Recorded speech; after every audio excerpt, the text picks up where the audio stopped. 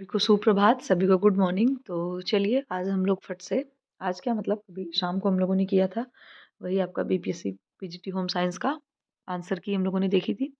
वो पार्ट 1 था, ये पार्ट 2 है। तो हम लोगों ने 40 क्वेश्चन किए थे कल, 40 आज बचे हैं, उसको करेंगे क्योंकि इसमें आपके सब्जेक्ट से रिलेटेड 80 क्वेश्चन थे टोटल, ठीक है। तो 71 से लेकर के हम लोगों ने 110 तक किया था। आज हम लोग 111 से लेकर के 150 तक करेंगे, ठीक है। तो चलिए फटाफट से उठ जाइए, सभी को गुड मॉर्निंग, फिर से एक बार सुप्रभात। चाय वाय पी लीजिए, ब्रेकफास्ट वगैरह करके फटाफट से हम लोग आज 40 क्वेश्चन फटाफट से देखेंगे, बिल्कुल ज़्यादा टाइम नहीं लगेगा, ठीक है। एक बार और बता दूं मैं कि जितने भी आंसर्स हैं कोई भी मेरे अकॉर्डिंग नहीं है, सब कुछ बीपीएससी के आंसर की के हिसाब से है। कल के कुछ क्वेश्चंस ऐसे थे जिसमें से कुछ कुछ क्वेश्चन का आंसर ऐसा था जो मुझे नहीं लग रहा था कि हाँ ये होना चाहिए। एक वो जो आपका psychological disorder bulimia nervosa anorexia nervosa वाला था, उसमें आंसर बुलिमिया होना चाहिए था। तो ये क्वेश्चन लगा था। तो अभी देखते हैं, हो सकता है रिवाइज करें या जो भी करें। फिलहाल अभी आप अभी का देखो आप, ठीक है। वैसे तो उनकी आंसर की सही है, काफ़ी क्या मतलब कह सकते हैं 99% एक्यूरेसी मुझे जो दिखी, ठीक है। तो चलिए फटाफट स्टार्ट करते हैं। तो ये हमारे आंसर की का है पार्ट 1, सॉरी पार्ट 1 कल हो चुका था, ये पार्ट 2 है, ठीक है। फटाफट से स्टार्ट करते हैं। तो आंसर है हम लोगों का, आई मीन क्वेश्चन है 111 नंबर का। वह धागा जो किनारे की ओर कपड़े की लंबाई की ओर जाता है उसको क्या कहते हैं? बाना कहते हैं, ताना कहते हैं, फिलिंग कहते हैं, उपयुक्त में से एक अधिक या उपयुक्त में से कोई नहीं। इसमें जो आंसर होगा, जो कपड़े के किनारे की ओर लंबाई की ओर चलता है उसको हम लोग बोलते हैं ताना। क्या बोलते हैं? ताना, यानी बी आंसर इसमें करेक्ट हो जाएगा। नेक्स्ट है, परिसज्जाएं जो उपकरणों जैसे कॉपर प्लेट, सिलेंडर या टेंटरिंग फ्रेम के द्वारा कपड़ों पर लगाई जाती हैं, तो वो कौन सी होती हैं? टिकाऊ परिसज्जा, रासायनिक परिसज्जा, यांत्रिकी परिसज्जा, उपयुक्त में से एक से अधिक या उपयुक्त में से कोई नहीं। तो ये जो आपकी होती है, देखिए इसमें क्या हो रहा है, उपकरणों का प्रयोग किया जा रहा है। कॉपर प्लेट है, सिलेंडर्स हैं, टेंटरिंग फ्रेम है, और उनको कपड़ों पर सेट करके कपड़ों पर परिसज्जाएं करी जा रही हैं। तो जिनमें भी किसी इंस्ट्रूमेंट का किसी भी उपकरण का प्रयोग होता है तो वो परिसज्जा आपकी होती है यांत्रिकी परिसज्जा, यानी कि मैकेनिकल फिनिशिंग, ठीक है। रासायनिक परिसज्जा में आप केमिकल वगैरह का यूज़ करके कपड़ों पर फिनिशिंग करते हैं। इसमें आपका सी आंसर हो जाएगा। तो एक बार फ्रेश लगा देते हैं। इसमें आपका ताना और इसमें आपका यांत्रिकी परिसज्जा, ठीक है। नेक्स्ट है, जब फिलिंग के धागे को, ये वाला क्वेश्चन, जब फिलिंग के धागे को गलियारे में रखा जाता है तो उसे डैश कहते हैं। क्या कहते हैं? बैटनिंग कहते हैं, सेडिंग कहते हैं, पिकिंग कहते हैं, उपयुक्त में से एक से अधिक या उपयुक्त में से कोई नहीं। तो जो गलियारे में रखा जाता है मतलब उसको कपड़े की जब बुनाई होती है, जब हम लोग बनाते हैं करघे पे लगाते हैं ताना बाना का सेट पूरा, तो जब पूरा एक एक पूरी पिक ऐसे बन जाती है ना, तो उस चीज़ को हम लोग पिकिंग बोलते हैं। क्या बोलते हैं? पिकिंग। तो यहाँ पर सी आंसर करेक्ट हो जाएगा, ठीक है। फिर नेक्स्ट क्वेश्चन है, कौन सी परिसज्जा में कपड़े की सतह से निकले धागे के रेशों को हटाया जाता है ताकि एक साफ, चिकनी और समान सतह मिल सके? स्काउरिंग कहते हैं, ब्लीचिंग कहते हैं, सिंजिंग कहते हैं, उपयुक्त में से एक से अधिक। तो इसको जो कहते हैं, कपड़े धागे के रेशों को हटा दिया जाता है जिससे साफ, चिकनी और समान सतह मिले, ऐसी परिसज्जा को हम लोग बोलते हैं सिंजिंग परिसज्जा। क्या बोलते हैं? सिंजिंग। इसमें भी आपका सी आंसर करेक्ट हो जाएगा। फिर नेक्स्ट है, निटिंग में लूप के स्तंभ जो कि लूप एक्सिस के समानांतर चलते हैं, तो वो क्या कहलाते हैं? ये आपकी निटिंग की बात हो रही है यहाँ पर, जो आप स्वेटर बुना जाता है जिससे। वेल्स, कोर्स, फिलिंग, उपयुक्त में से एक से अधिक, उपयुक्त में से कोई नहीं। इसको हम लोग बोलते हैं क्या बोलते हैं, इसको हम लोग बोलते हैं वेल्स, ठीक है। तो अब ये हमारा हो गया। दूसरा क्वेश्चन है, वह बिना बुनाई वाला कपड़ा जो ऊनी रेशों से बना हो डैश, मतलब उसको क्या कहते हैं? निटिंग कहते हैं, बॉन्डिंग कहते हैं, फेल्टिंग कहते हैं, उपयुक्त में से एक से अधिक, उपयुक्त में से कोई नहीं। इसमें आंसर जो आपका हो जाएगा वो हो जाएगा फेल्टिंग, ठीक है। क्योंकि फेल्टिंग मेथड में क्या होता है, इसको बुना नहीं जाता कपड़े पर, बल्कि कपड़े को नमी और दाब के द्वारा, कपड़े नहीं सॉरी रेशों को नमी और दाब के द्वारा उसको चिपका दिया जाता है। इस विधि से आपको, इसको हम लोग फेल्टिंग मेथड बोलते हैं, ठीक है। इस फेल्टिंग मेथड से आपका नमदा बनाया जाता है, ऊनी नमदा, ठीक है। फिर नेक्स्ट है, मर्सराइजेशन से किसमें सुधार आता है? चमक, मजबूती, रंगाई, उपयुक्त में से एक से अधिक, उपयुक्त में से कोई नहीं। इसमें जो आंसर है आपका होगा डी, यानी कि उपयुक्त में से एक से अधिक, क्योंकि मर्सराइजेशन करने से चमक, मजबूती, रंगाई सभी चीज में सुधार आता है, ठीक है। फिर नेक्स्ट है, कपड़ों पर रबड़ ऑक्सीकृत तेल या वार्निश के लेप द्वारा बनाई जाती है।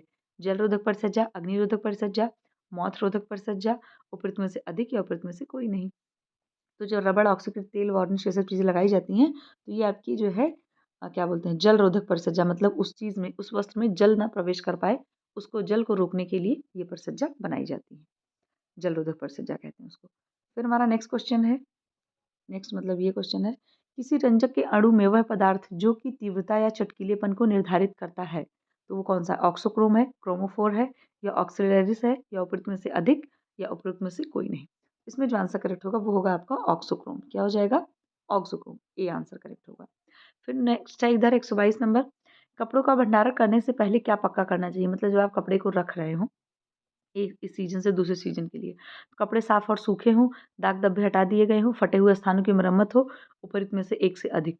तो आपको पता ही है इसमें एक से अधिक होगा, क्योंकि ये सभी चीज़ें आपको चेक करके तभी आपको कपड़े को रखना चाहिए, ठीक है।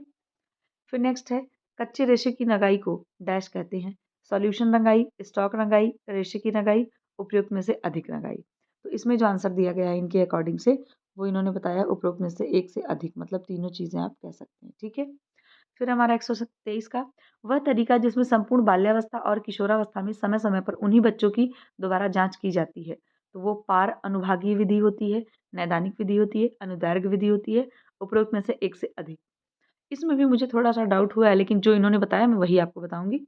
इसमें आपका बी आंसर बताया इन्होंने, नैदानिक विधि, ठीक है। थोड़ा सा मुझे लग रहा है इसमें डाउट, पर ठीक है देखते हैं, हो सकता है लोग सुधार करें बाद में। फिर नेक्स्ट है, रेडीमेड वस्त्रों पर लगे देखभाल संबंधी लेबल किसके बारे में सूचना देते हैं? इस्त्री करने के बारे में, धुलाई के बारे में, सुखाई के बारे में, उपरोक्त में से एक से अधिक, उपरोक्त में से कोई नहीं। तो सभी बात है, सही बात है, जो आप रेडीमेड कपड़े खरीदते हैं उनमें से इन पे जो लेबल लगा होता है वो धुलाई और इस्त्री और सुखाई सभी चीज़ की जानकारी देते हैं, इसलिए यहाँ पर डी आंसर करेक्ट होगा, एक से अधिक। फिर नेक्स्ट है 124 का, सामाजिक शिक्षण थ्योरी, जिसको हम लोग सोशल लर्निंग थ्योरी भी बोलते हैं, कि ज़्यादातर सिद्धांतों को किसने दिया? एल्बर्ट बंड्यूरा ने, जो जेबी वाटसन ने, या इवान पावलोव ने, या फिर आपका उपरोक्त में से अधिक, या उपरोक्त में से कोई नहीं। तो सोशल लर्निंग थ्योरी सबसे ज़्यादा किसने दी है? एल्बर्ट बंड्यूरा ने दी है, ठीक है। जेबी वाटसन जो थे उन्होंने सोशल कल्चरल थ्योरी दी है, और जो इवान पावलोव थे इन्होंने क्लासिकल कंडीशनिंग की थ्योरी दी है, जिन्होंने कुत्ते के ऊपर प्रयोग किया था, आपको याद होगा। फिर नेक्स्ट है, सुदृढ़ीकरण या दंड पर आधारित सीखना है? स्फूर्त अनुकूलन, क्लासिकल कंडीशनिंग, बिहेवियरिज्म, उपरोक्त में से एक से अधिक, या उपयुक्त में से कोई नहीं। तो जो सुदृढ़ीकरण या दंड पर आधारित होता है वो होती है आपकी स्फूर्ति अनुकूलन, ठीक है, ये आंसर करेक्ट होगा इसमें। फिर आपके 128 है, मॉरल शब्द लैटिन भाषा के मॉरस से बना है, मतलब मॉरस से निकला है, उसका मतलब क्या है? शिष्टाचार, रीति रिवाज, लोक लोक तरीके, उपरोक्त में से एक से अधिक, उपरोक्त में से कोई नहीं। इसमें भी जो आपका आंसर होगा वो डी, उपरोक्त में से एक से अधिक, मतलब कि मॉरल शब्द जो है आपका, तो मॉरलिटी में आपका शिष्टाचार, रीति रिवाज, लोक तरीके, सारी चीजें आ जाती है, ठीक है। तो यहाँ पर डी आंसर करेक्ट हो जाएगा। नेक्स्ट है, जब दूसरे के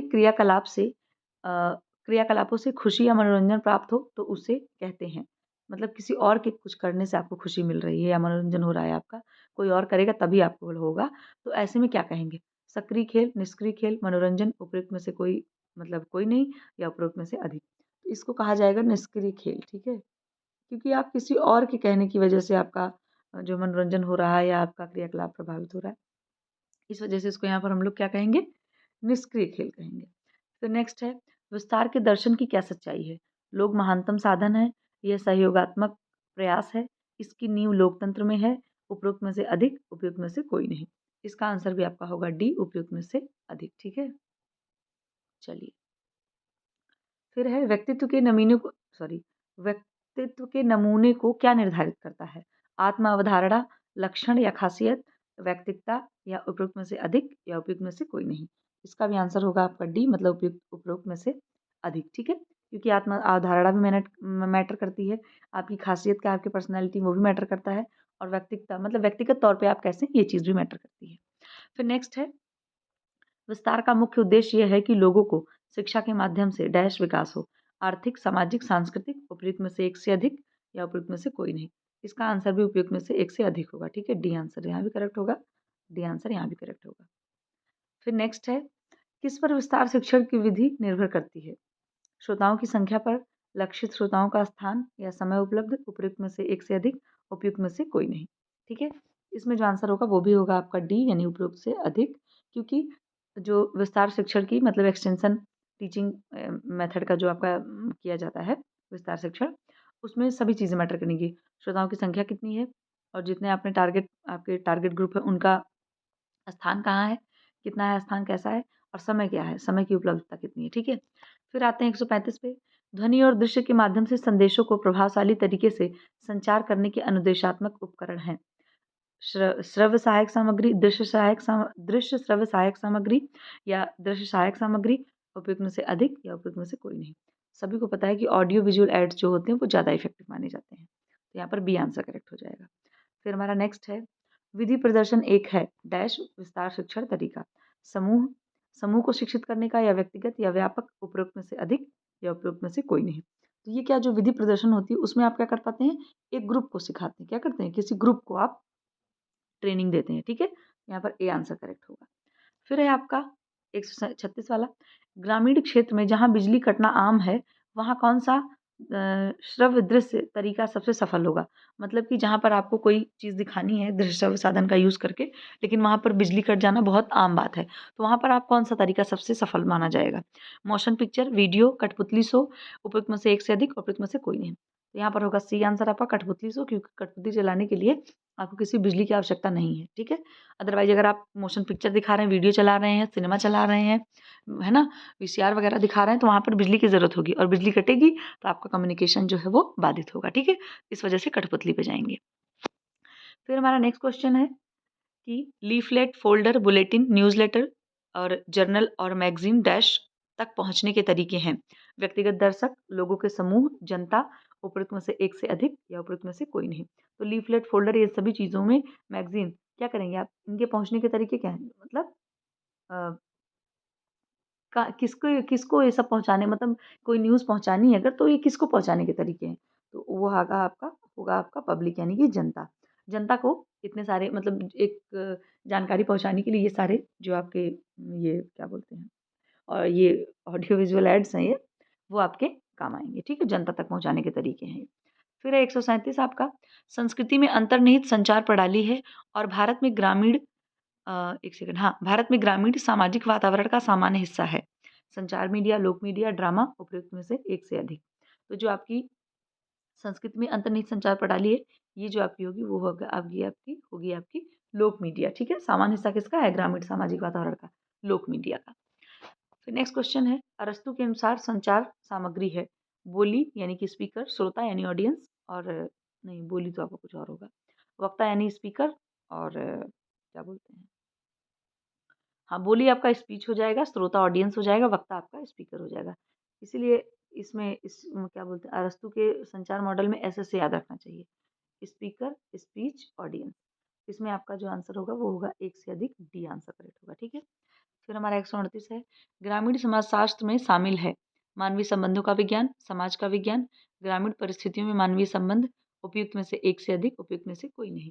तो ग्रामीण समाजशास्त्र में क्या शामिल है, ग्रामीण परिस्थितियों में मानवीय संबंध। ठीक है, फिर नेक्स्ट है,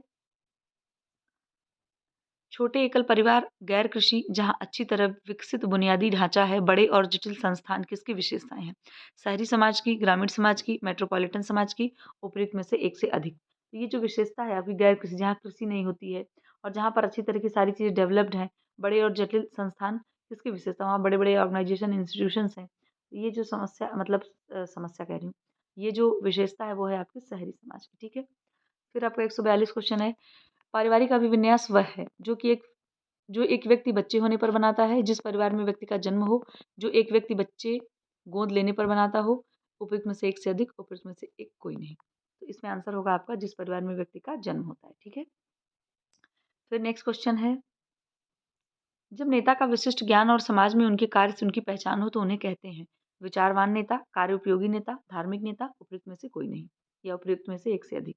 ऐसे नेता की अगर पहचान होगी कि जो अच्छे से काम करें, उनको बोला जाता है कार्य उपयोगी नेता। ठीक है, बी आंसर करेक्ट हो जाएगा। फिर है 143 नंबर क्वेश्चन, एक एकल परिवार तब बनता है जब उसमें माता पिता के साथ रिश्तेदार भी रहें, दादा दादी, चाचा चाची, अन्य रिश्तेदार रहें, वैवाहिक जुड़ा और उन पर आश्रित बच्चे, उपयुक्त में से एक से अधिक, उपयुक्त में से कोई नहीं। तो वैवाहिक जुड़ा एकल परिवार कब तक बनता है, सिर्फ मतलब मम्मी पापा रहें और उनके बच्चे रहें। ठीक है, यहाँ पर सी आंसर करेक्ट हो गया। फिर नेक्स्ट है, परिवार वह है, परिवार क्या है, जहाँ एक समूह के लोग एक दूसरे के खून के रिश्ते, शादी या गोद लेने से बंधे हो, जो एक साथ रहते हों, जो एक आर्थिक इकाई बनाते हों, उपयुक्त में से एक से अधिक, यही आंसर हो जाएगा, उपयुक्त में से एक से अधिक, क्योंकि परिवार की ये तीनों आपकी विशेषताएं हैं। ठीक है, फिर नेक्स्ट है, होमोगेमी क्या है। ठीक है, तो वे व्यक्ति जो शादी करते हैं उनसे जिनमें एक जैसी जातीयता, वंश और धार्मिक पृष्ठभूमि जैसी विशेषताएं हों। एक लिंग के व्यक्ति का 2 या 2 से अधिक ज़्यादा लोगों से शादी करना, एक औरत की 2 या ज़्यादा पुरुषों से शादी होना, उपरोक्त में से एक से अधिक या उपरोक्त में से कोई नहीं। तो होमोगमी क्या संदर्भित करता है? एक व्यक्ति जो शादी करते हैं और वो अपनी ही जाति, वंश, धार्मिकता जैसी विशेषताएं रखते हो। ठीक है, ये आंसर करेक्ट हो जाएगा यहाँ। फिर नेक्स्ट है परिवार की ऐसी संरचना जिसमें दोनों साथी बराबर शक्ति और अधिकार को शेयर करते हों। तो क्या है? पितृसत्तात्मक परिवार, समानाधिकारवादी परिवार, मातृसत्तात्मक परिवार या उपरोक्त में से अधिक। तो इसमें आंसर होगा आपका समान अधिकारवादी परिवार, क्योंकि जो हस्बैंड वाइफ है दोनों लोग क्या कर रहे हैं, अपने सभी चीज़ों को, अपनी जिम्मेदारियों को, अपने अधिकारों को बराबर बराबर शेयर कर रहे हैं एक दूसरे से। यहाँ पर कोई कम ज़्यादा वो नहीं कर रहा। ठीक है, जितना मेल का हक है उतना ही फीमेल का भी है। और पितृसत्तात्मक परिवार मतलब क्या है? जैसे आपके भारतीय समाज का ढांचा है ना, पिता नौकरी करते हैं, पिता सब डिसीजन लेते हैं, पिता पूरा घर चलाते हैं। और वो परिवार जहाँ पर माता सब डिसीजन ले, माता अर्निंग करे, माँ सब कुछ देखभाल करे। ठीक है, सारी चीज़ें मतलब ओनरशिप माँ की रहे, उसको हम लोग मातृसत्तात्मक परिवार बोलते हैं। फिर 148 नंबर का क्वेश्चन है, एक सिल्क साड़ी जो पश्चिम बंगाल से है उसमें बुनाई के जटिल नमूने जैसे राज दरबार और कृष्ण की कहानी बनी हो, क्या कहते हैं उसको? बालूचरी साड़ी, चंदेरी साड़ी, कांजीवरम साड़ी, उपरोक्त में से एक से अधिक। तो पश्चिम बंगाल में जो आपकी मुर्शिदाबाद जो जगह है वहां पर चलती हैं बालूचरी साड़ियाँ। ठीक है, तो इसलिए आंसर हो जाएगा बालूचरी साड़ी, और उसमें इस तरह के नमूने बने होते हैं, राज दरबार, कृष्ण की कहानी, राधा श्याम मुरली। ठीक है, ये आंसर करेक्ट हो गया। फिर नेक्स्ट है, अब 3 क्वेश्चन और बचे हैं हमारे। किसका संदर्भ है कि दूसरों की फिक्र करना और आने वाली पीढ़ी की देखभाल और साझा करने द्वारा वापस लौटना। ठीक है, मतलब क्या बोल रहे हैं? आने वाली पीढ़ी की देखभाल करना और साझा करने द्वारा वापस लौटना। ये क्या है? जेनरेटिविटी है, स्थिरता है, प्रतिबद्धता है, उपयुक्त में से एक से अधिक या उपयुक्त में से कोई नहीं। ये है आपकी जेनरेटिविटी। एक जनरेशन से आप दूसरी जनरेशन में क्या कर रहे हैं? दूसरे जनरेशन की फिक्र कर रहे हैं, उनकी देखभाल कर रहे हैं, उनकी परेशानियों को साझा कर रहे हैं। तो एक पीढ़ी आने वाली पीढ़ी का करेगी, फिर वो पीढ़ी आने के बाद वो आने वाली पीढ़ी का करेगी। ठीक है, जिस तरीके से आपके पेरेंट्स आपकी कर रहे हैं, फिर आपका बच्चा होगा तो आप उसकी करेंगे, फिर इस तरीके से ये पूरी चेन चलती रहेगी। तो इसको हम लोग जेनेटिविटी बोलते हैं। ठीक है, मतलब one generation to next generation चीज़ें ट्रांसमिट हो रही हैं। फिर नेक्स्ट है, जब डिज़ाइन रंजक को, ये वाला क्वेश्चन आपका, जब डिज़ाइन रंजक को धागे की सहायता से प्रतिरोध करके किया जाता है तो उसे क्या कहते हैं? Batik, tie and dye, ikat, उपयुक्त में से एक से अधिक, उपयुक्त में से कोई नहीं। तो जब कहने का मतलब धागे की सहायता से बांध दिया जाए और वहां पर रंग ना पहुंच पाए, डाई वहां पर ना पहुंच पाए, तो किस में करते हैं? आपके टाई एंड डाई में। सभी को ये बात पता है। ठीक है, बी आंसर यहाँ पे करेक्ट हो जाएगा। इक्कत आपका कहाँ चलता है? कमेंट सेक्शन में बताना। बाटिक भी आपको पता ही है, मोम लगा करके डिजाइन बनाई जाती है। मोम लगा करके उसमें भी कलर को रोका जाता है। जिस जगह पर कलर नहीं लगाना होता वहां पर मोम लगा दिया जाता है, बाकी पूरे सब जगह पे कलर कर दिया जाता है। बाद में गर्म पानी से या मोम को गर्म करके हटा दिया जाता है। चलिए, अब हमारे 2 क्वेश्चन बचे हैं सिर्फ। प्रासंगिक स्मृति है संसार के ज्ञान की स्मृति, वह स्मृति जो महत्वपूर्ण आयोजन या अनुभव को याद रखती है। तथ्य और अनुभव की स्मृति, उपयुक्त में से एक से अधिक या उपयुक्त में से कोई नहीं। इसमें जो आंसर होगा वो होगा आपका वह स्मृति जो महत्वपूर्ण आयोजन या अनुभव को याद रखती है। ठीक है, देखिए जो चीज़ें प्रासंगिक हो, इंसान क्या कहता है? भाई प्रासंगिक काम करिए या एक प्रसंग देख करके ही बात करिए। तो इसमें इसलिए आपका यही होगा कि प्रसंग का मतलब क्या है कि एप्रोप्रिएट चीज़ें आप याद रखिए। ठीक है, तो इसमें देखिए जो महत्वपूर्ण है उसको आप याद रख रहे हैं। ठीक है, तो यहाँ पर आपका बी आंसर करेक्ट हो गया। आज का लास्ट क्वेश्चन है, किस कला से बंगाल में पुरानी साड़ी से नए घरेलू उत्पाद कढ़ाई द्वारा पुनर्चक्रण करके बनाए जाते हैं? कसूती, कांथा, चिकनकारी, उपयुक्त में से अधिक या उपयुक्त में से कोई नहीं। ये बात सभी को पता है। बंगाल का नाम आते ही आपको क्या याद रख लेना? कांथा। ठीक है, जिस तरीके से हमारे यहाँ आप कह सकते हो सुजनी और ये सब चीज़ें बनाई जाती हैं, तो ये सुजनी कांथा ये सब बंगाल का ही वो है। ठीक है, तो यहाँ पर आपका बी आंसर करेक्ट हो जाएगा। घर में जितने पुराने कपड़े, साड़ियाँ, ये सब चीज़ें होती हैं, सबको लेयर बाय लेयर बिछा करके अच्छे से एक ही में टक करके बना दिया जाता है। फिर उसके ऊपर से अच्छा कपड़ा लगा करके एक कह सकते हो आप उसको कवर अप कर देते हैं, और फिर उसके ऊपर से चाहे सिलाई मशीन से चाहे हाथ से ही बहुत अच्छे-अच्छे कलरफुल धागों से उसको डिज़ाइन बना दी जाती है ना? उसको हम लोग बोलते हैं काथा।